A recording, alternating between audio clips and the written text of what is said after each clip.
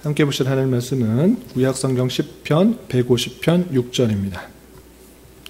오늘 시편 개관 살펴볼 텐데 시편의 마지막 장, 마지막 편, 마지막 절인 150편 6절 말씀 한 절 읽고 시편 개관 살펴보겠습니다.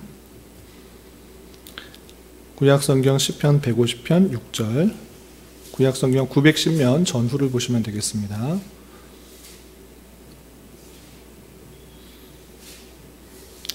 찾으셨나요?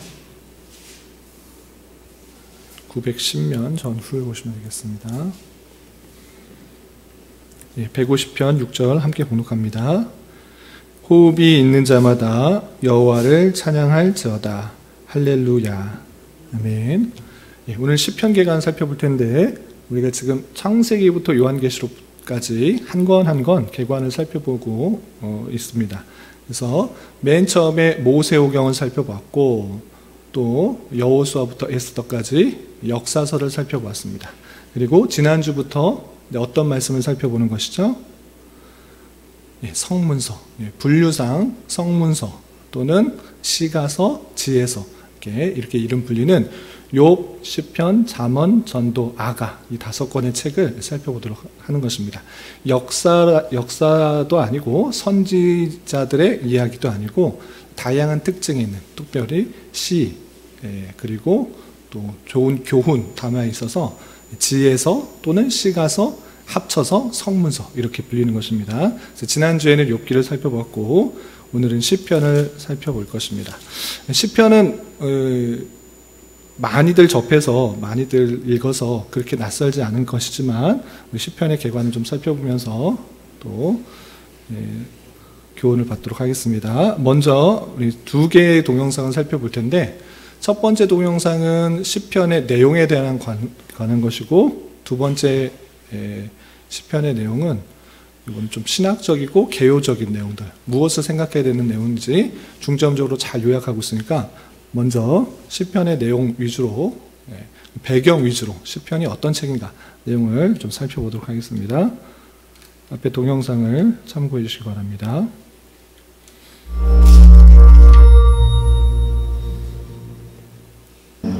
성경 속의 시에 대해 배우고 있습니다. 성경의 시인들은 시의 구성에 관심을 두고 은유와 상징을 능숙하게 활용했는데요. 그들의 시를 통해 우리는 천천히 여러 각도에서 다양한 생각을 음미할 수 있죠. 성경에서 가장 큰 시 모음집은 바로 시편인데요. 이 영상을 통해 살펴보겠습니다. 이스라엘 사람들은 오랜 세월 동안 수많은 시를 지었습니다. 네, 이스라엘의 현인, 왕, 선지자들이 주요 저자인데요. 이 중 일부는 예루살렘 성전의 성가대에 의해 노래로 불렸고 일부는 가정의 기도문으로 사용되었죠. 그리고 수세기에 걸쳐 가장 중요하고 널리 읽힌 시들을 하나로 모아 특별한 경우에 읽거나 노래하게 됩니다. 시집하면 훌륭한 시의 모음집으로서 독자가 좋아하는 시를 골라 읽을 수 있는 책이 떠오르는데요. 하지만 시편은 그런 시집과 다릅니다. 시편의 모든 시는 정교하게 쓰이고 의도적으로 배치되어 책의 처음부터 끝까지 하나의 줄거리를 이룹니다. 그리고 성경 전체의 이야기를 시적으로 재현하면서 우리를 문학의 성전으로 초대하죠. 문학의 성전이요? 네, 회막과 이후의 예루살렘 성전은 고대 이스라엘 사람들이 하나님을 만나러 가는 장소였는데요. 그 안엔 예술품과 이미지가 가득했고 제사장들이 의식을 행하며 노래와 기도 소리가 울렸습니다. 이 모든 건 하나님이 이 산에서 세상을 통치하시며 그곳이 하나님의 집이라는 걸 상징적으로 선포하죠. 즉 성전은 하나님의 임재 안에 거하는 곳이자 하나님 나라의 이야기에 푹 잠기는 장소였군요. 맞아요. 그러니 바벨론이 예루살렘을 침공해 성전을 약탈하고 불태운 뒤 수많은 이스라엘 백성을 포로로 끌고 갔을 때의 충격이 어땠을지 상상해보세요. 그러게요. 이제 어디서 하나님을 만나 그들의 이야기를 노래하고 기도를 드릴 수 있겠어요. 바로 거기서 시편이 등장합니다. 시편은 포로된 이들을 위한 기도책입니다. 가상의 성전인 셈이죠. 그 안에 들어가 하나님을 만나고 하나님 나라에 대한 성경 전체의 이야기를 시의 형태로 듣는 거예요. 멋지네요. 그런데 어떻게요? 우선 책의 구성부터 살펴볼게요. 시편엔 150편의 시가 5부분으로 나뉘어 있습니다. 도입부에서는 1편과 2편이 성경의 줄거리를 복습하면서 책 전체의 핵심 주제를 소개합니다. 네. 시편 1편은 에덴 동산과 그곳에 있는 생명의 강을 회상시킵니다. 네, 하나님이 인간을 동산 성전에 두셨는데 그들은 선악을 자기 마음대로 정의하기로 함으로써 동산에서 추방되고 말죠. 그러나 시편 1편은 하나님의 지혜인 토라 또는 가르침을 즐거워하는 의인에 대한 소망을 그립니다. 이 사람은 동산 성전에 심긴 생명나무와 같은데요. 그는 하나님의 생명의 강가에 심겨 있기에 영원히 시들지 않죠. 아름답네요. 그런데 그게 누구죠? 창세기에서 인간의 어리석은 반역 이후 하나님이 하신 약속을 기억해 보세요. 아, 미래에 여자의 후손으로 오셔서 악을 멸하고 세상을 회복하실 분이요? 네, 그게 바로 시편 2편의 내용입니다. 다윗의 자손에서 한 왕이 날 거라는 하나님의 언약 말이죠. 그분은 하나님의 아들 또는 메시아로 불립니다. 하나님은 그분을 임명해 인간의 악에 대해 공의를 실현하고 열방의 하나님 나라와 평화를 회복하도록 하십니다. 1편과 2편에서 시편의 핵심 주제가 모두 소개되는군요. 맞아요. 그런 다음 이 주제들은 5부분에 걸쳐 전개되는데요. 처음 2부분은 다윗과 그 왕가의 복잡한 이야기를 다루고 세 번째 부분은 포로된 이스라엘의 비극과 다윗 왕국의 몰락에 초점을 맞춥니다. 그러나 네 번째와 5번째 부분은 메시아와 포로 귀환 후의 새 성전 그리고 하나님 나라에 대해 다시 한번 소망의 불을 붙이죠. 그리고 마지막은 하나님의 신실하심을 찬양하는 5개의 시로 끝을 맺습니다. 그렇군요. 그런데 시편의 거의 절반이 하나님께 이스라엘의 통치자로 선택된 다윗 왕과 연관이 있네요. 네, 다윗 이야기는 시편에서 아주 중요하거든요. 그는 수많은 고난을 겪었지만 흔들리지 않는 믿음으로 하나님을 신뢰했습니다. 다윗은 시를 통해 두려움을 토로하고 실패를 고백하고 자신을 구속하신 하나님께 감사합니다. 그리고 성전에서 하나님의 임재 가운데 거하고 싶다는 간절한 열망을 끊임없이 이야기하죠. 잠깐만요. 다윗은 성전이 지어지기 이전에 살았죠? 바로 그거예요. 하나님 나라와 미래의 성전을 바라고 기도했던 다윗의 이러한 모습은 후대의 포로가 된 이스라엘 백성의 소망과 닮아 있어요. 그런 의미에서 다윗의 기도는 그들의 기도이기도 하죠. 다윗은 마치 기도의 코치처럼 기쁠 때나 슬플 때나 어떻게 기도하고 하나님의 임재를 발견할 수 있는지 가르쳐주는군요. 네, 시편에서 다윗과 연관된 시는 73편이고 나머지는 대부분 후대에 쓰였는데요. 그들은 다윗에게서 기도와 소망을 배웠습니다. 그렇게 탄생한 것이 바로 시편, 곧 모든 세대의 하나님의 백성을 위한 가상의 성전인 거죠. 시편은 한 번 읽고 끝내는 그런 책이 아닙니다. 맞아요. 평생 천천히 읽고 또 읽으며 숙고해야 할 책이죠. 그 안에 담긴 기도도 탄식도 찬양도 우리 자신의 것이 되어야 하고요. 시편은 메시아의 도래와 하나님 나라를 소망하며 하나님의 지혜에 의지하고 그분의 공의를 구하며 사는 법을 배우는 나그네들을 위한 책입니다. 예. 첫 번째 동영상에서는 시편을 어떻게 대해야 되는지 또 어떤 내용들이 있는지에 대해서 간략히 되는데 우리 시편이 총 몇 편으로 되어 있죠? 150편으로 되어 있죠. 그런데 자세히 보시면 몇 권으로 되어 있는지도 구별되어 있습니다. 몇 권으로 되어 있습니까? 5권. 예, 여기서도 나왔는데 5권으로 되어 있는 150편의 그 시편의 내용들을 그냥 우리는 전혀 다른 내용들로만 되어 있는 것 같이 생각할 수 있는데 성경학자들이 열심히 연구해 보니까 그냥 무턱대고 그냥 아무런 순서 없이 이곳저곳 흩어져 있는 것을 묶어놓았다기보다는 의미가 있다라고 생각하는 것입니다. 그래서 첫 번째에서는 1편과 2편이 전체 150편의 핵심되는 주제를 서문격으로 열어주는 것이고 그리고 150편에 150편 그리고 149, 148, 147, 146 이 5편이 전체 성경들을 요약하는 것이다 라는 것입니다. 그래서 146편은 마치 1권의 내용을 요약하여서 찬양하고 또 147편은 2권의 내용들을 요약해서 찬양하고 또 149편은 9편이냐 다음이 6, 7, 8 108편은 3권을 요약해서 찬양하고 또 4권은 149편을 요약해서 찬양하는 이런 식으로 되어 있다라고 하는 것입니다. 먼저 잠깐 보시면 146편 보시기 바랍니다. 여러분들 시편 146편부터 보시면 146편부터 150편까지 어떤 시라 불려지냐면 할렐루야 찬양시라고 불립니다. 할렐루야 찬양시라고 불리는 건 뭐냐면 처음과 끝이 할렐루야로 시작해서 할렐루야 끝나요. 146편 보셔도 1절에 할렐루야 되어 있고 10편에 10절에 할렐루야 147절에도 할렐루야 그리고 마지막 절 20절에도 할렐루야 이렇게 146편부터 150편까지 왜 할렐루야로 시작해서 할렐루야로 끝나는 이른바 할렐루야 찬양시를 마지막에 두었을까? 그냥 우연히 하다 보니까 이렇게 했다라고 생각하는 것이 아니라 이것도 의미가 있다. 이거 다 5권의 책인데 5번의 할렐루야 시가 맨 마지막에 했다. 이것도 처음에 전체 주제를 요약하고 주제를 드러내듯이 서문이 1편과 2편에 나와 있는 것처럼 146편부터 150편까지 이 5편의 할렐루야 찬양시가 한 권의 내용들을 요약하면서 찬양하고 한 권의 내용을 요약하면서 찬양하고 이렇게 정리하듯이 맨 마지막에 다루고 있다. 이렇게 성경학자들이 열심히 노력해서 한 것입니다.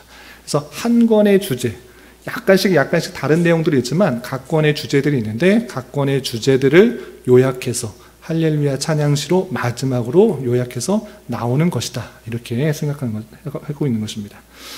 그리고 두 번째 이제 동영상을 볼 텐데 이제 우리가 이 시편을 어떤 마음으로 또 대해야 되는지 또 한번 계속해서 살펴보도록 하겠습니다.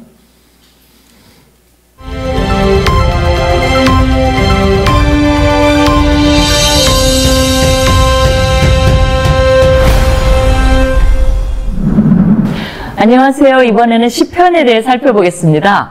구약의 다른 책들은 인간을 향한 하나님의 말씀이지만 시편은 하나님을 향한 인간의 목소리라고 알려져 있습니다.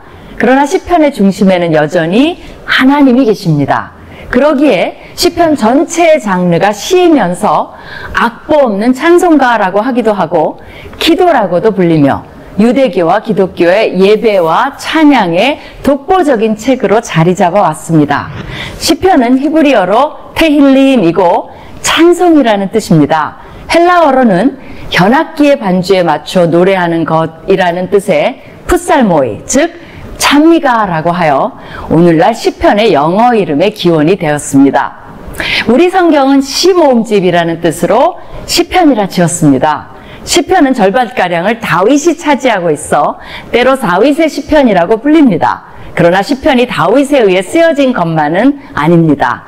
다윗의 시 73개, 모세의 시 1개, 솔로몬의 시 2개, 고라의 자손들의 시 10개, 아삽의 시 12개, 헤만의 시 1개, 에단의 시 1개로 모세의 시부터 포로 기간을 배경으로 하는 시까지 1000년 이상 오랜 세월을 거쳐 쓰여진 시들을 다양하게 수록하고 있습니다. 50개의 시는 저자에 대한 언급이 없어 고아 시편들로 불리기도 합니다. 시편은 크게 5권으로 나뉘는데 1권은 1장에서 1편에서 41편, 2권은 42편에서 72편, 3권은 73편에서 89편, 4권은 90편에서 106편, 5권은 107편에서 150편에 해당합니다. 이것은 토라가 창세기부터 신명기까지 5부분으로 되어 있는 것을 반영한 것이며 시편도 토라와 같은 권위를 주기 위한 것입니다. 각 권의 마지막 시편은 각 권 전체의 내용을 대표하면서 다음 권으로 이어지는 봉합시편 역할을 합니다. 시편 1편에서 2편은 표제 없이 시편 전체의 서론 역할을 합니다. 마지막 5권에는 소위 말하는 순례 시와 할렐루야 시가 있습니다. 120편에서 134편에 해당하는 순례 시는 예루살렘에 올라가며 부른 노래로 알려져 있으나 실제 내용은 이스라엘이 바벨론 포로에서 돌아오는 것을 염원하며 메시아가 오실 것에 대한 희망을 가지고 부른 노래입니다. 할렐루야는 여호와를 찬양하라는 뜻으로 146편에서 150편은 할렐루야로 시작해서 할렐루야로 끝을 맺는 것으로 유명하며 시편 전체의 피날레로서 결말을 웅장하게 마칩니다. 시편의 유형은 크게 찬양시, 탄식시, 감사의 시, 지혜의 시 이렇게 4가지로 분류할 수 있습니다. 찬양시는 하나님을 찬양하기 위해 공동체를 초청하는 내용을 담고 있습니다. 여호와의 통치를 찬양하고 그분의 창조 세계의 주권을 찬양하며 시온의 거하심을 찬양합니다. 탄식시는 하나님께 도움을 요청하기 위해 부르짖으며 개인과 국가의 위기 상황을 알리고 구원을 간구합니다. 그리고 언약에 대한 하나님의 성실하심과 신실하심에 대한 믿음을 표현하는 경배로 마칩니다. 감사의 시는 보살핌과 구원에 대해, 하나님께서 기도에 응답해 주심에 대해, 탄원이 응답받았을 때에 대해 감사의 화답을 드립니다. 지혜의 시는 지혜문학적 관심들, 즉 악인의 번영과 같은 이슈에 대해 고민하고 삶의 성공을 추구하고 의로운 자와 악한 자가 대비되는 등의 문제로 씨름하는 교육적 의도를 가지고 있는 시들입니다. 많은 시편들이 표제어를 가지고 있습니다. 다윗의 시나 고라 자손의 시처럼 관련되어 있는 개인이나 집단을 명시하기도 하고, 다윗이 압살롬을 피해 도망갈 때 부른 노래처럼 그 시에 관계된 역사적 사건들의 배경을 주기도 합니다. 때론 시의 양식으로 지휘자를 따라 현악기에 맞춰 부른 노래처럼 음악 반주에 대한 지침도 나옵니다. 그러나 어떤 전문 용어들은 오늘날 그 뜻을 정확히 알기 어렵습니다. 믹담은 속죄의 의미일 가능성이 있고, 마스길은 교훈을 위하여라는 의미로 추측할 수 있습니다. 또한 시의 중간중간에 나오는 셀라라는 단어는 시편에서 71번이나 사용되는데 그 의미에 대해 아직까지도 논란이 많습니다. 항상, 영원히 또는 고양시키다라는 뜻으로 보기도 하고, 소리를 크게 하라는 악상기어로 보기도 하고, 찬미를 위해 엎드리라는 예배의 지시로 보기도 합니다. 하지만 주로 음악에서의 일시멈춤이라는 의미로 보고, 막간을 이용하여 현악기를 간주하거나 묵상을 위한 멈춤의 시간으로 보는 것이 지배적인 의견입니다. 시편에는 구약의 모든 신학적 생각들이 직결되어 있다고 해도 과언이 아닙니다. 특히 메시아가 오셔서 통치하실 것이라는 기대로 가득 차 있는 책이기도 합니다. 그러기에 메시아의 오심에 대한 그림자라고도 할 수 있는 다윗이 부각되어 있는 것입니다. 시편은 장례식에서도 어울리고 결혼식에서도 어울리며, 슬플 때, 기쁠 때, 억울할 때, 감사할 때, 도움이 필요할 때, 두려울 때 등 상황에 관계없이 우리의 기도와 찬양과 예배에 항상 위로와 힘을 주는 책으로 영원히 남을 것입니다. 구약을 어디서부터 읽어야 할지 모르는 분은 시편부터 시작하시기를 권합니다. 예, 내용 잘 보셨나요? 예, 시편이 그렇게 낯선 책이 아니고 또 많이 대하고, 우리 주일 때마다 시편 찬송을 해서 어려운 책은 아니지만 다시 한번 정리하는 그런 시간 갖도록 하겠습니다. 그리고 교환에 있는 내용들 두 개의 영상을 통해서 잘 배웠겠지만 다시 복습하는 의미로 다시 한번 정리하도록 하겠습니다. 자, 책 제목, 원래 히브리어 성경으로 써있을 때는 무엇이라고 써있냐면 테힐림이라고 써있습니다. 테힐림이라는 뜻은 찬양의 책, 찬양집이라는 뜻입니다. 그것을 바꿔서 헬라어로 써있을 때는 프살모이라고 되어 있는데, 이것도 시편 또는 찬양이라는 뜻을 갖고 있습니다. 그래서 이걸 근거로 해서 우리나라 번역 성경은 시들이 모여있는 책들이다. 그래서 시편이라는 것입니다. 다른 성경들은 다 1장, 2장, 3장 이런 식으로 끝나는데, 시편은 왜 1장, 2장, 3장 이렇게 되지 않는 거죠? 다른 것은 한 권으로 되어 있는데 편의를 위해서 나눈 것입니다. 사람들이 후대, 원래 원본 성경은 1장 1절, 2절 이렇게 끊어져 있는 게 아니고 통으로 다 되어 있는 것입니다. 근데 한참 후대에 사람들의 편의를 위해서, 찾을 수가 없으니까 찾는 것을 좀 편의하기 위해서 잘라 놓은 것인데, 장과 절을 후대에 나눈 것인데, 이 시편은 한 개 통으로, 150편의 한으로 통으로 있는 것이 아니라 150개의 그런 시, 그리고 기도 또는 찬송의 가사들이 있기 때문에 따로따로 있는 것을 묶어 놓은 것이다, 이렇게 이해하시면 되겠습니다. 자, 그리고 기록자가 다른 거는 뭐 한 명인데 이거는 당연하게 아주 많습니다. 가장 많이 시편을 기록한 사람이 누구라고 했죠? 다윗.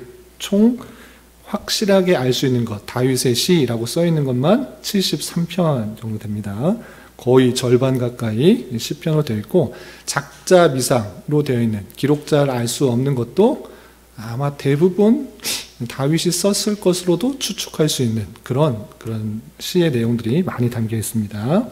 그리고 솔로몬이 2편, 아삽이 12편, 고라가 10편, 또 모세가 1편, 헤만이 1편, 에단이 1편, 그리고 작자, 저자, 기록자 미상이 약 50편이 되어서 이렇게 다양한 사람들이 기록했다라는 것을 알아두면 되겠습니다.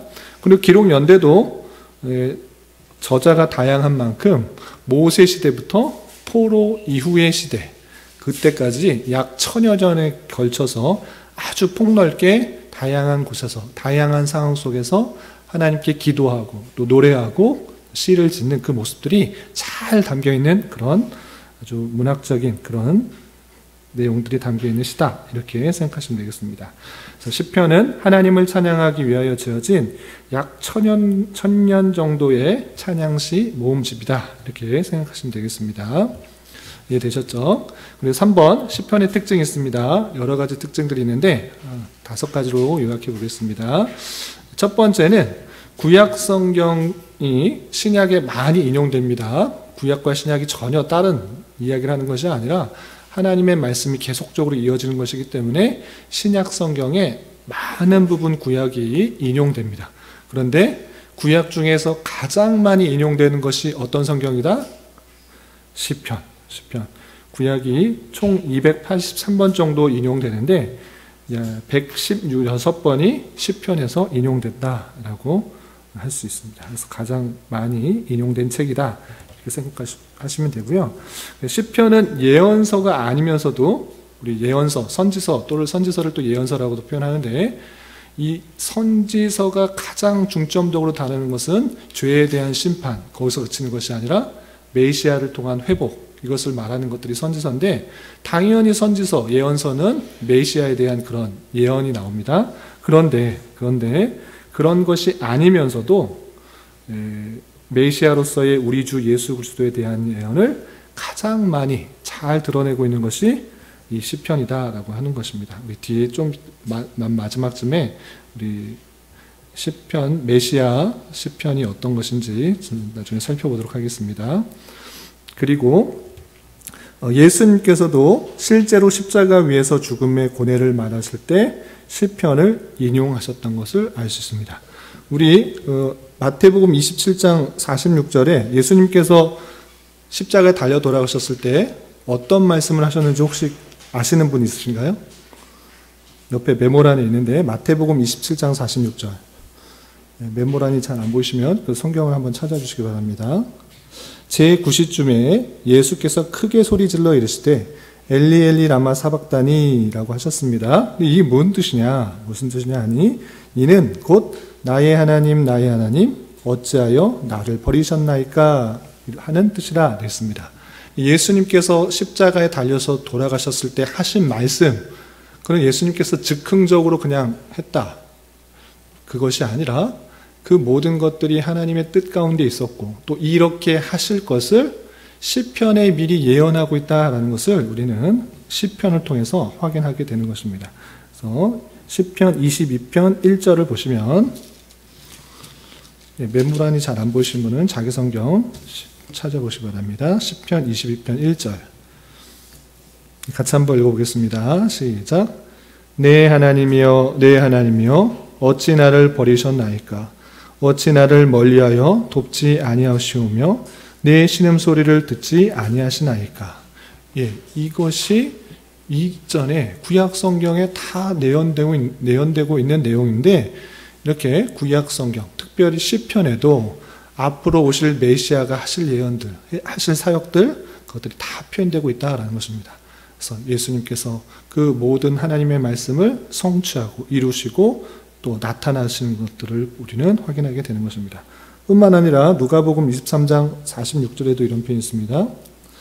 누가복음 23장 46절, 메모란 보이시는 분은 메모란을 참조해 주시고, 잘 안 보이시는 분은 자기 성경을 찾아보시기 바랍니다. 그런데 밑줄 쳐놓으시고 또 시편에도 같이 밑줄 쳐놓으시기 바랍니다. 누가복음 23장 46절 같이 한번 읽어보겠습니다. 시작. 예수께서 큰 소리로 불러 이르시되 아버지 내 영혼을 아버지 손에 부탁하나이다 하고 이 말씀을 하신 후 숨지시니라. 예수님께서 십자가에 달리셨을 때 아버지여 내 영혼을 맡기나이다. 내 아버지 손에 부탁하나이다. 이런 표현이 있는 것입니다. 그런데 이 말씀도 이미 천여 년 전에 시편 기자에 의해 다 기록되고 있었던 내용들이다. 앞으로 예수님께서 어떤 일들을 하실지 다 예언하고 있다는 것입니다. 그 내용이 시편 31편 5절에 이렇게 되어 있는 것입니다. 시편 31편 5절 같이 한번 읽어보겠습니다. 시작. 내가 나의 영을 주의 손에 부탁하나이다. 진리의 하나님 여호와여 나를 속량하셨나이다. 나의 영을 주의 손에 부탁하나이다 라고 하는 것처럼 시편의 많은 그런 부분이 예수님께서 하실 사역들을 예표하고 있을 뿐만 아니라 심지어는 하실 말씀까지도 다 표현하고 있고, 또 예수님께서는 그 모든 예언들을 아시기 때문에 그대로 행하시고 성취하시는 그 모습을 살펴볼 수 있습니다. 그리고 예수님께서도 십자가에 달려 돌아가신 것뿐만 아니라 부활하셔서 제자들에게 나타나셔서 친히 구약 성경에 나와 있던 모든 그 메시아에 대한 내용들을 해설해 주시고 풀어 주셨던 것입니다. 그래서 그 풀어 주시는 말씀 중에 시편에 대한 언급이 있다 없다? 있다. 어떻게 됐냐? 누가복음 24장 44절. 메모란 보이시나요? 같이 한번 읽어보겠습니다. 시작. 또 이르시되 내가 너희와 함께 있을 때에 너희에게 말한 바 곧 모세의 율법과 선지자의 글과 시편에 나를 가리켜 기록된 모든 것이 이루어져야 하리라 한 말이 이것이라 하시고, 예수님께서 부활하셔서 제자들에게 내가 가르쳤던 것, 그리고 너희들이 배웠던 그 성경에 모세 율법, 선지자의 글, 그리고 시편에 나를 가리켜 기록된 모든 것이 이루어져야 한다고 했는데 그것이 지금 이루어진 것이다. 내가 부활해서 다 된 것이다. 라고 다 성경을 풀어서 해석해 준 것입니다. 그렇게 설명할 때 그냥 모세의 글과 선지자의 글이 이루어진 것이다. 라고 표현하지 않으시고 시편을 언급하고 있다. 안 하고 있다? 언급하고 있다. 그래서 시편의 그 내용들이 많은 부분, 좀 이따 살펴보겠지만 메시아를 예언하고 있는 시편들이 있으므로 함부로 자신을 그 말씀에 대입하면 안 되는 것입니다. 상당히 조심스러운 것입니다. 성경의 대부분은 하나님께서 내게 주시는 말씀으로 받아야 되는데 함부로 이것이 내게 주시는 말씀이다 해서 나에게 바로 적용시키면 안 되는 부분이 있는 것입니다. 그건 좀 이따 좀 살펴보겠습니다. 이렇게 시편의 많은 부분 메시아가 어떻게 사역을 하실 것이고 어떤 일들을 행하실 것, 심지어 어떤 말씀을 하실 것인지도 다 예언되고 있다라는 것입니다. 두 번째, 세 번째는 거의 비슷한 내용인데요. 2번, 3번 제가 읽어보겠습니다. 시편의 시들은 성전 제사 및 각종 공중 집회나 개인 예배 시에 찬양이나 기도로서 음송되거나 아니면 반주에 맞추어 때로는 고요히 때로는 격정적으로 노래되던 노래들의 노랫말이다 했습니다. 대부분은 시편은 하나님을 찬송하는 그런 노랫말인데 아까 그 동영상에도 나왔지만 다 찬송으로만 했는가 기도의 내용으로서 읊는 기도처럼 그냥 외우는 그런 모습들도 나타났고 대부분은 격정적으로 또는 고요하게 하나님을 찬송하는 그런 모습도 있었다라는 것입니다. 그래서 3번 보시면 그 시편의 시들은 실제 제사나 예배에 사용되었던 것으로 실제 다윗이 지었던 또 아삽이 지었던 그런 것들은 제사 때 그렇게 불렀던 것입니다. 그리고 실제 사용되었던 것으로 구약 선민의 신앙의 진수를 적나라하게 제시해준다. 그러니까 신앙의 참모습들이 잘 드러나 있다. 어떤 것이 참된 신앙인가 아주 농축적으로 요약하여서 그것이 노래의 말에 잘 드러나 있다는 것입니다. 그냥 마태복음, 누가복음 이렇게 서술적인 것, 또 창세기, 출애굽기 이렇게 서술적인 것은 한참 내용을 다 읽어야지 하나님은 이러한 분이시구나, 이렇게 역사하셨구나를 깨닫는다고 하면 그 모든 것을 깨달은 자로서 시편 기자는 하나님을 노래하고 찬양하기 때문에 그 내용을 잘 읽으면 신앙이라는 것은 정말 이런 것이구나. 이것을 농축적으로 깨달을 수 있다라는 뜻입니다.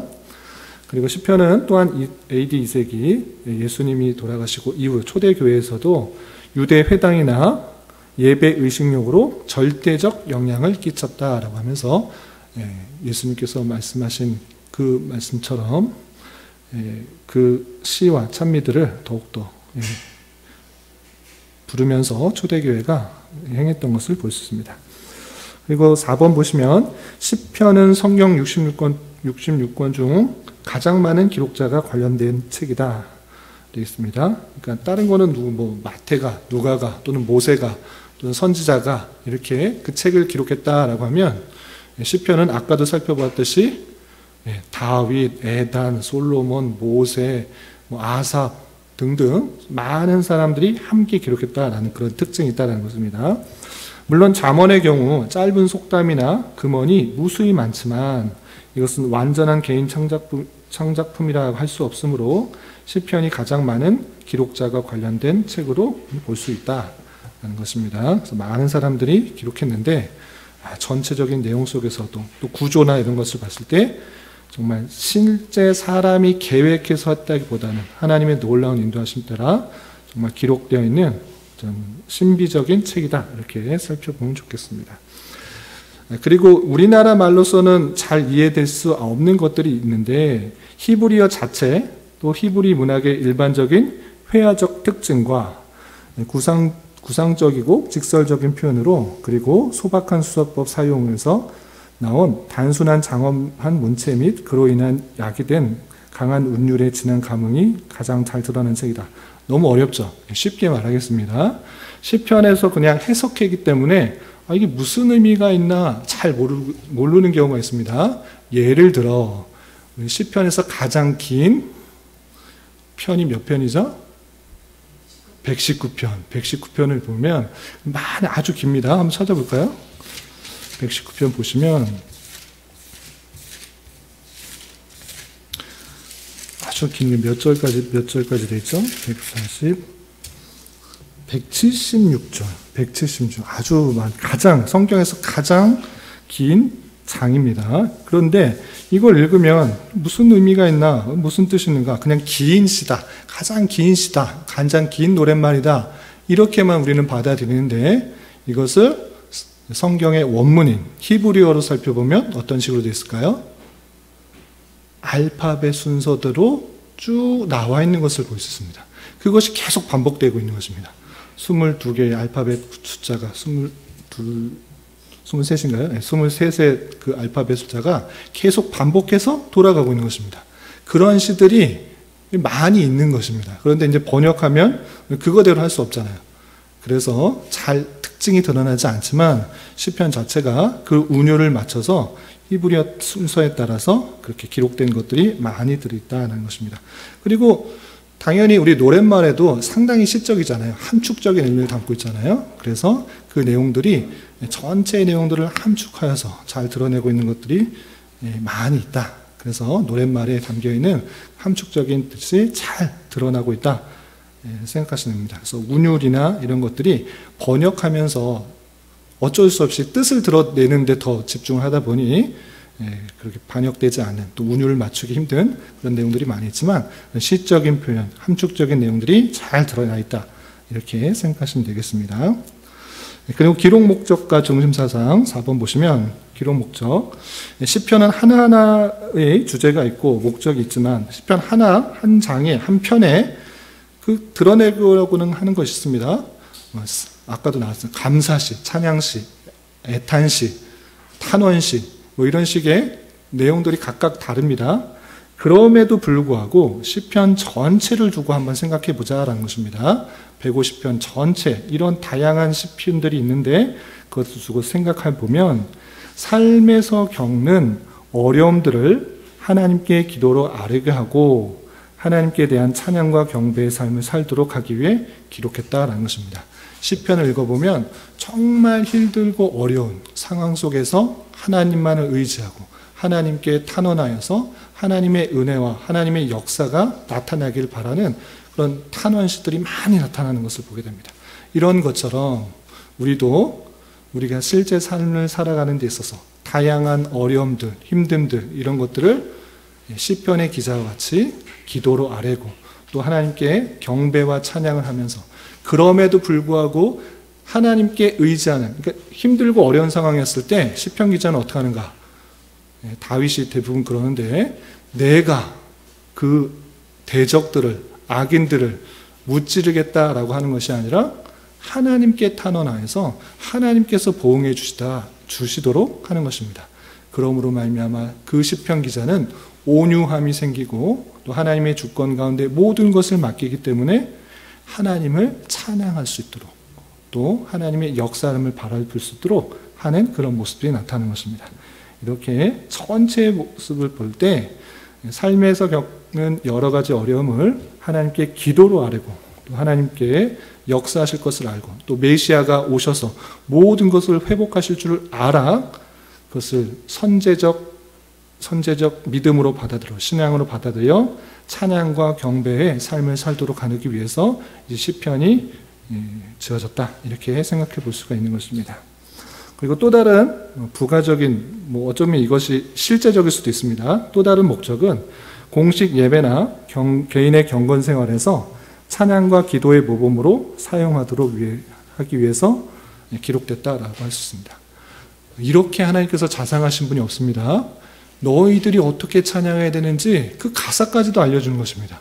너희 마음대로 네가 생각하는 대로 하나님 만들지 말고 내가 그 많은 기록자들 통해서 성경을 통해서 성령을 통해서 감동을 주셔서 영감을 주셔서 다 기록하게 하셨고 그것을 통해 하나님을 온전히 바라보고 오실 메시아를 바라보고 어려움들이 있을 때 이렇게 찬양하고 기도하라고 다 알려주신 것입니다. 이렇게 자상하신 하나님께서 다 알려주셨는데 이것에 대해서 찬양하지 말고 이것에 대해서 기도하며 감사하며 나아가지 않고 정말 신학적으로도 잘 구분도 안 되고 애매모호한 그리고 단순히 멜로디의 그런 감정을 따라서 사람의 감정을 이끌어내는 것에 초점을 두는 그런 다양한 CCM들이 너무나 많이 있어서 우리가 자칫 감정에 이끌려서 느낌에 이끌려서 그것에 오늘날의 CCM들이 정말 좋게 느껴지는데 정말 중요한 것은 하나님께서 이렇게 찬양하라고 가르쳐 주셨는데 이것에 대해서는 생각 안 하고 단순히 느낌, 감정 이것에 나가게 되면 우리가 자칫 성경에서 벗어나는 다른 나를 만족하기 위한 내 기쁨을 위한 그런 찬송으로 변질될 수 있으니 이런 시편의 찬송을 가지고 올바르게 찬송하고 찬양하고 기도하는 것이 필요하다라고 할 수 있는 것입니다. 조금 이따 이것은 또 구체적으로 얘기하겠습니다. 그리고 중심 사상 이거 더 여러 가지 것들이 있지만 네 가지로 좀 얘기를 해보면 첫 번째는 신뢰입니다. 신뢰는 시편 전체에 흐르는 가장 중요한 사상으로 여러 번 반복되고 있습니다. 기쁠 때나 두려울 때나 다윗은 하나님을 신뢰했고 다윗은 약해질 때도 하나님 안에서 살았습니다. 하나님을 신뢰하는 사상이 시편 전체에 잘 드러나고 있는 것입니다. 두 번째는 시편의 내용 많은 부분 찬양, 하나님을 찬양하라, 찬양하라, 찬양한다 이런 표현들이 많이 나오고 있는 것입니다. 다윗뿐만 아니라 많은 이런 시편의 기자들은 항상 하나님께 간구하며 자기의 기도에 응답하여 주신 것에 진심으로 감사하며 찬양하고 있는 것을 볼 수 있습니다. 그래서 또 찬양을 어떻게 하는지 또 우리가 항상 호흡이 있는 자 우리가 지음받은 목적이 무엇인지를 생각해 보며 찬양하도록 올바른 찬양을 하도록 해주고 있습니다. 또 기쁨도 자주 등장하며 기뻐할 것을 요구하고 있는데 다윗의 끊임없는 고난도 하나님의 안에 있는 기쁨을 막지 못했습니다. 여러 가지 고난이 있었지만 하나님을 신뢰하고 또 하나님을 의지하고 또 하나님 안에 있는 자였기 때문에 항상 기뻐하고 소리치며 노래하는 그 모습들이 있었던 것입니다. 우리 또한 하나님 안에 있는 자로서 하나님에 붙들려 있는 자로서 주님을 참으로 신뢰하고 있다고 하면 기쁨이 있을 것을 또 알려주고 있는 것입니다. 또 네 번째는 자비라는 단어도 수백 번 많이 나오는 것인데 시편에서 공평하시고 의로우시고 진노하신 하나님을 말하고 있으나 더욱 초점을 맞추고 있는 것은 하나님의 자비하심입니다. 하나님의 자비하심에 대하여 또 시편 기자들은 영광을 돌리는 것을 볼 수 있습니다. 이렇게 신뢰, 찬양, 기쁨, 자비 이 단어가 시편에 많이 나온다. 이렇게 생각하시면 되겠습니다. 자, 그리고 핵심 주제, 핵심 주제, 전체적인 내용들을 있어서 찬양과 경배라고 할 수 있는데, 찬양이 인간이 하나님께 드리는 영광의 친송만을 말한다고 하면, 경배는 좀 구분을 하자면 보다 넓게 인간이 하나님께 영광을 돌리기 위해 그분께 드리는 모든 경건한 행위를 가리킨다고 할 수 있습니다. 이 두 개의 개념이 서로 어울려 선민이 여호와 하나님 안에서 체험하는 다양한 신앙의 교감을 노래한 시편이 핵심 주제라 할 수 있겠습니다. 좀 건너뛰어서 밑줄 친 부분, 즉 시편의 시들의 최대 공약수, 여호와 하나님을 향한 선민의 고백 선언이며, 이는 결국 여호와를 향한 찬양과 경배로 귀착될 수 있는 것이다 라는 것입니다. 150편에 있는 공통도, 최대 공약수 다 이렇게 요약해서 공통된 것이 무엇이냐, 요약할 수 있는 것이 무엇이냐라고 할 때 여호와 하나님에 대한 선민의 고백이다. 150편이 여호와 하나님에 대한 선민, 그것이 고백인데, 고백의 내용이 무엇이냐라고 할 때 하나님을 향한 찬양, 그리고 하나님께 경배하는 모습, 그것이 시편 전체에 드러나고 있는 내용들이다. 이렇게 요약할 수 있습니다. 그리고 3페이지 시편의 주요 사상, 신학사상 보겠습니다. 시편뿐만 아니라 성경 전체에 하나님은 유일하신 하나님으로 드러나고 있습니다. 그런데 시편에서도 이 유일하신 하나님이 참된 왕이시라는 것들이 아주 잘 드러나고 있는 것입니다. 그래서 시편의 하나님은 유일신, 왕으로서의 만왕의 왕 되신 하나님이 잘 드러나고 있다는 것이 1번이고, 두 번째, 시편에서 말하고 있는 모습 속에서 죄악이 많이 드러나고 있습니다. 이 세상, 내가 만나는 다양한 죄악들에 대해서 내가 어떻게 반응해야 되는지 그것이 아주 잘 드러나고 있습니다. 이 땅에서 사는 삶, 선민이 사는 삶, 항상 즐겁고 행복하고 평안하고 안락한 길만 있으면 좋겠는데, 실제 시편 기자가 고백하고 노래하는 것을 보면 어떻게 이렇게 불의한 자가 세상을 지배하고 이렇게 의인들이 고난을 받는가, 이런 내용들을 고백하고 있는 것입니다. 그래서 시편에 나와 있는 그런 탄원시나 또 애탄시의 내용들을 보면 시편 기자가 사회적인 죄악을 철저하고 적나라하게 고발하고 파헤치는가 하면, 또 그 가운데서 영적인 면에서 어떻게 해야 되는지도 다루고 있다라고 하는 것입니다. 그리고 비슷한 의미에 있어서 시편이 이해한 증거를 내용을 보시면, 구약에서는 종족 혈통적 연대책이라는 것이 강조되고 있는데, 무슨 뜻이냐면 어떤 사람이 잘못했으면 그 사람이 가치 있는 사람이 잘못한 거지, 옆에 사람들이 잘 챙겨줬어야지 그 옆에 안 챙겨주고 뭐 하느냐, 니네들 전체가 잘못했어 라고 하는 연대 책임이 있는 것입니다. 공동체나 가정, 한 사람의 범죄, 잘못한 것이 연대 책임이 되어서 그 구성원 가운데 같이 책임이 있다라는 것들을 종종 보게 되는데, 근데 그 시편에 오게 되면 공동체 연대 책임의 그 내용보다 점점 그 책임이 개인에게 초점을 맞춰서 이야기하고 있다라는 것입니다. 그래서 보상과 복도 혈통적 또는 연대적 책임이라 보기보다는 영적이며 개인적으로 점점 맞춰져 가고 있는 그 모습을 보고 있습니다. 딴 사람이 잘못했는데 내가 벌 받는다, 이렇게만 하는 것이 아니라 내 잘못했기 때문에 내가 깨닫게 하기 위해서 그 모든 것들을 행하고 있구나 라고 개인적인 그런 책임으로 좀 더 구체적으로 말하고 있다는 것을 시편에서는 좀 그런 면이 많이 강조된다, 이렇게 생각하시면 되겠습니다. 그리고 마지막 단락의 밑줄 친 부분을 보시면, 현실에서 보면 여전히 악인은 고통 없이 자기의 수명을 채우며 죽기도 한다. 그러니까 악인들 잘 먹고 잘 살고 그냥 수명 닿을 때까지 잘 사는 것 같아 보인다라는 것입니다. 아무리 간구해도 내가 저 악인들 하나님 처리해 주십시오. 하나님께서 신원해 주십시오. 하나님께서 저주하여 주십시오. 심판해 주십시오라고 기도하고 간구함에도 불구하고 악인들은 고통도 없고 잘 먹고 잘 사는 것 같고 장수하는 것 같은 현실이 실제적으로 없지 않다. 아니 오히려 그 사람들이 더 득세하고 더 어깨에 힘주고 다니는 것 같다. 그런 모습들이 있다는 것입니다. 그런 모습들이 시편 기자의 고백 속에서 나타나고 있는 것입니다. 그런데 거기서 중요한 것입니다. 그런 모습이 있는데 그럼 어떻게 되는가? 결국 이 땅에 소망을 두는 것이 아니라 앞으로 오실 메시아를 대망케 하고 최후 심판에 모든 것을 맡기는 것입니다. 최후 심판에 하나님께서 그 메시아를 통해서 하나님의 참된 나라가 오게 될 것이고 하나님의 참된 공의가 있도록 있다는 것을 그 시편 기자의 고백을 통해서 깨닫게 된다. 그리고 이 땅에서가 아니라 사후 세계에서의 궁극적 그런 하나님의 다스림과 통치 그리고 또 하나님의 나라들을 생각할 수 있도록 하는 표현들이 다양하게 등장하고 있다. 이렇게 생각하시면 되겠습니다.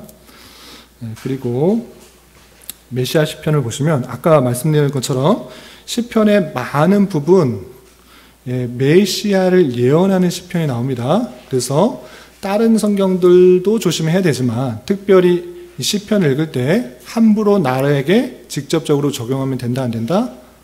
안 되는 것입니다. 예를 한 가지만 들겠습니다. 우리 시편 2편을 찾아보겠습니다. 몇 번 강조했는데 다시 한번 확인하겠습니다. 시편 2편에 보면 여기 교환에도 나와 있듯이 메시아를 예언하는 시편입니다. 그렇기 때문에 시편 2편을 읽다가 7절을 읽으면서 우리는 그냥 앞뒷 문맥 다 생략하고 많은 위로와 도전을 받습니다. 어떤 글이 있는지 시편 2편 7절 말씀 같이 한번 읽어보겠습니다. 시작. 내가 여호와의 명령을 전하노라. 여호와께서 내게 이르시되 너는 내 아들이라. 오늘 내가 너를 낳았도다. CCM에도 나와 있는 그런 유명한 CCM도 있는 것처럼 오늘날 내가 너를 낳았다. 주님께서 나를 낳으셨구나. 나는 참 주님의 자녀이구나. 하나님께서 나를 낳으셨어. 내는 정말 끊을 수 없는 관계야. 라고 하면서 바로 나에게 적용하면 된다 안 된다? 안 된다. 상당히 조심해야 되는 것입니다. 이런 그냥 앞뒤 문맥 전혀 상관없이 그냥 이것을 나에게 적용하면 하나님께서 나를 낳으셨구나. 이렇게 적용하는 구절이 있는데 그것 여기만 아니고 그러면 그 낳은 아들이 어떤 일들을 행하는지 전혀 살피지 않고 그냥 나를 낳았다. 이렇게만 적용하는 것은 상당히 위험한 것입니다. 그 메시아가 어떤 일을 할 것인지 그 전능성으로 약한 것을 접으시고 하나님의 통치 가운데 나올 것을 말하는 부분에 있어서 그 메시아를 말하고 있는 성부 하나님과 성자 하나님과의 관계를 말하는 부분을 그냥 나에게 적용하면 안 되는 것입니다. 우리는 죄인이고 종 같은 그런 자이지만 하나님께서 우리를 아들의 영을 주어서 아빠 아버지라고 부릴 수 있는 양자의 영을 주신 그런 양자 같은 아들이지 낳은 아들이 아니라는 것을 조심해야 되는데 전혀 신학적 분간 없이 앞뒷 문맥 살펴보지 않고 나에게 적용하면 안 된다는 것입니다. 그래서 아까도 찬송에 대해서 잠깐 말씀드렸는데 하나님께서 어떻게 찬송해야 되는지 다 알려주셨습니다. 이 뜻이 정말 우리가 찬송해야 될 것으로 시편을 알려주셨는데 그것에 대해서 찬송하진 않고 내 기분과 감정과 또 내 위로와 만족을 위해서 다양한 멜로디 또 신금을 울리는 그런 감정적인 것을 끌어올리는 멜로디에 맞춰서 성경에 그냥 아무 부분이나 끌어와서 적용하게 되면 성경도 오해하고 또 잘못 이해할 수 있는 위험성이 있다.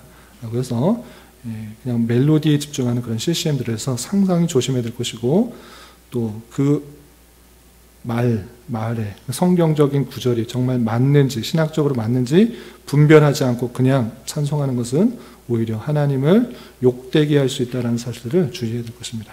그래서 시편 찬송 우리가 아직도 많은 150편이나 되는 찬송 아직도 모르는 것들이 많고 또 다 고백하지 못하는 것들이 많기 때문에 부지런히 배우고 익히고 또 찬송하는 바른 찬송으로 하나님께 영광 돌려야 될 것이고, 그리고 우리가 하나님의 공교회를 생각한다고 하면 구약 성도들이 이 찬송으로 하나님을 올리면서 하나님께 영광 돌렸던 것들을 생각하면서 신약 성도인 우리들이 함께 찬송하며 구약 성도들과 완전히 연합되어서 하나님을 높이고 있구나, 이 생각들 하면서 감격적으로 시편 찬송을 할 수 있어야 될 것입니다.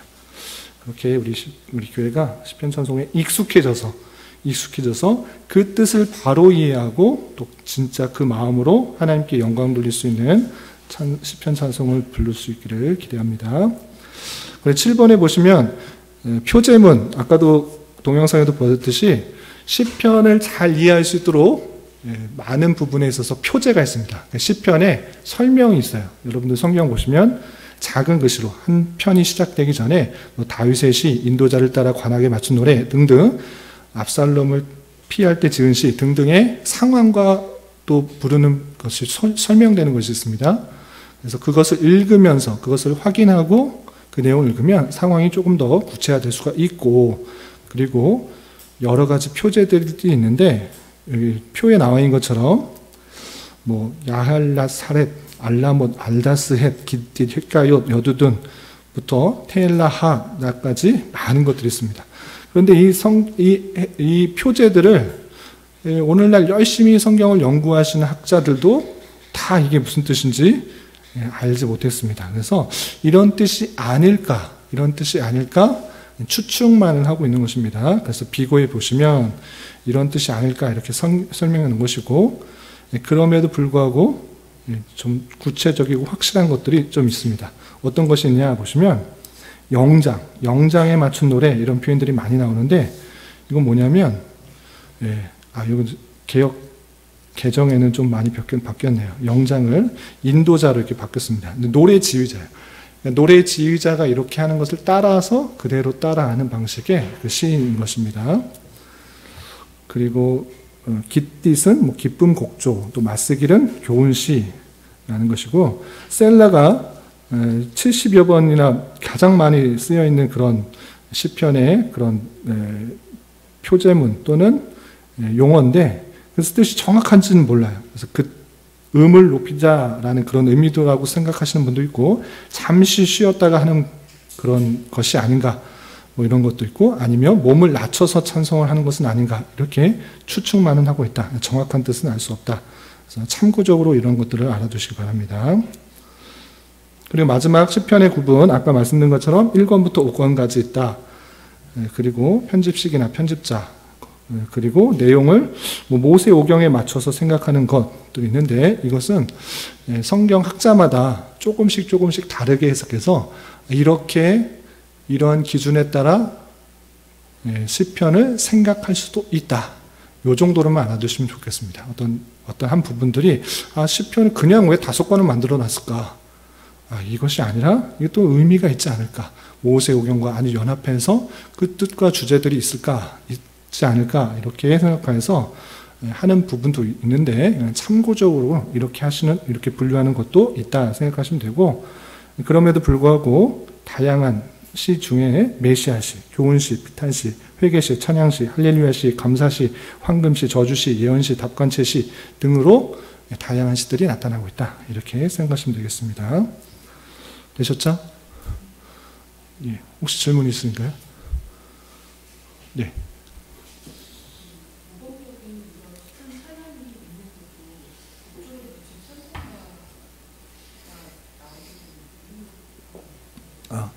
이것이 개혁주의 전통 안에서는 올바른, 또 초대교회 때 하던 모범에 따라서 더욱더 하나님의 말씀에 기초한 찬송만 하자고 했는데, 같은 신앙이 아니라 다른 신학적 전통을 갖고 있는 그런 입장에서는 꼭 그러게 되느냐, 사람들이 좀 좋은 찬양으로 또 감동적인 또 신앙의 고백이 담겨있는 그런 노래들을 만들 수 있지 않는가, 이렇게 생각한 것입니다. 루터도 종교개혁자고 시편 찬양을 안 부르진 않았지만, 루터도 음악적인 그 달란트가 많아서 찬송가도 많이 만들었잖아요. 그래서 찬송 곡조도 만들고 마쳤는데 처음 의도는 좋았을 것입니다. 성경에 있는 내용들을 꼭 국한되는 것이 아니라 오늘날의 내 기분과 감정을 잘 할 수 있는, 시대에 맞출 수 있는 것을 하려고 하는 입장은 있었으나 인간의 부족함과 타락함과 제한 때문에 잘못된 것들이 계속적으로 나오다 보니까 점점 벗어나는 것입니다. 그러다 보니 이제 인간의 기분과 감정과 이런 것에 더 집중하다 보니 성경에 있는 그 말씀들을 잘 드러내는 것들이 제한이 돼서 더욱더 우리 하나님의 말씀 안에서 우리가 더 바른 찬양을 하자라는 그런 의미에 있어서 하는 것입니다.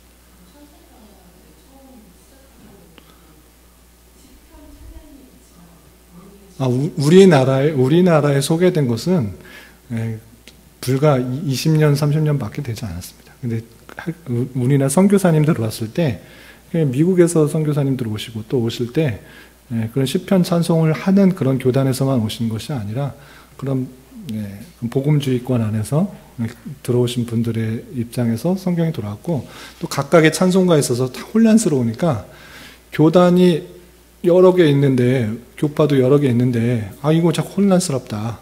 그러니 통일해서 우리가 기독교니 찬송가를 만들자. 해서 만든 것이 이제 통일 찬송가가 된 것입니다. 그래서 전해져 왔기 때문에 거기에 이제 우리 신학하고 안 맞는 것들이 예전에 한번 강의했듯이 약간 알미니안주의적인 것들이 되게 많고 또 좀 그 멜로디 자체도 좀 그런 것들이 있어서 좀 그런 것이 있는 것입니다. 네.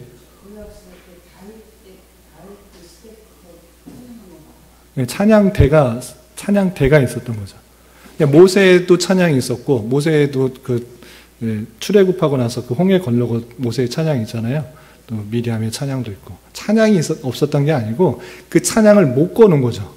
거기서 찬양했던 것을 시편에다가 실어놓고 다윗이 찬양했던 여러 가지 것들을 묶어놓고 또 이름이 알려져 있지 않은 찬양 고백스들이 또 묶어놓고 이거 찬양 잘 되었으니까 찬양하도록 묶어놓은 그것이 시편이다. 이렇게 생각하시면 되겠습니다. 잘 정리되어 있으니까 요거 먼저 잘 배우고 찬양을 익숙하게 하면 여기에 하나님께서 말하고자 하는 것이 다 들어있다고 하는데 더 집중하면 좋겠습니다. 그리고 이거 그냥 퀴즈 내기 좋은 것인데 이거 한번 퀴즈 내볼게요. 옆에 메모란에 있는데 아까 119편이 성경에서 가장 긴 시편이다, 가장 긴 장이다 라고 했는데 가장 짧은 시편은 몇 편이다? 117편.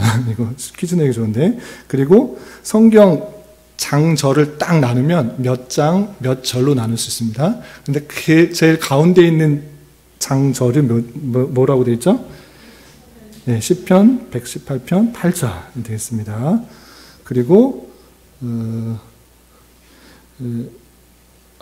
같은 게 반복되어 있네요. 네, 그렇게 성경의 딱 가운데 이렇게 시편이 들어있고 그 중에서도 장절로 나눠서 가운데 절은 성경 한 가운데 절이 118편 8절이다. 이렇게 생각하시면 되겠습니다. 네, 그럼 기도하고 마치겠습니다. 하나님 아버지 감사합니다. 오늘 시편의 기관에 대해서 살펴보았습니다. 많이 제하고 또 익숙했지만 함부로 대할 때도 많고 또는 소홀히 대하여서 내 뜻대로 내 마음대로 이해할 때가 많이 있었습니다. 하나님 저희를 긍휼히 여겨주시고 오늘 배운 바답게 그 목적과 또 분류에 따라서 하나님을 바로 알고 또 바로 찬양하게 하시고 또 시편 기자를 통하여서 또 어떻게 찬양해야 되는지 하나님이 어떠한 분이신지를 잘 보여주신 것처럼 우리 또한 시편을 통하여서 또 하나님께 더 나아가고 또 하나님을 더욱더 바르게 높일 수 있는 저희들 될 수 있도록 인도하여 주시옵소서. 돌아오는 주일에는 성찬 예식과 또 루프탑 피크닉으로 교제의 시간을 가지려고 합니다. 습관에 따라 참여하지 않게 해주시고 하나님의 놀라운 은혜와 사랑들을 기억하며 성도가 주님의 한 몸인 것을 기억하며 또 좋은 교제와 또 나눔이 될 수 있도록 은혜를 더하여 주시옵소서. 예수님의 이름으로 감사히 기도드리옵나이다. 아멘.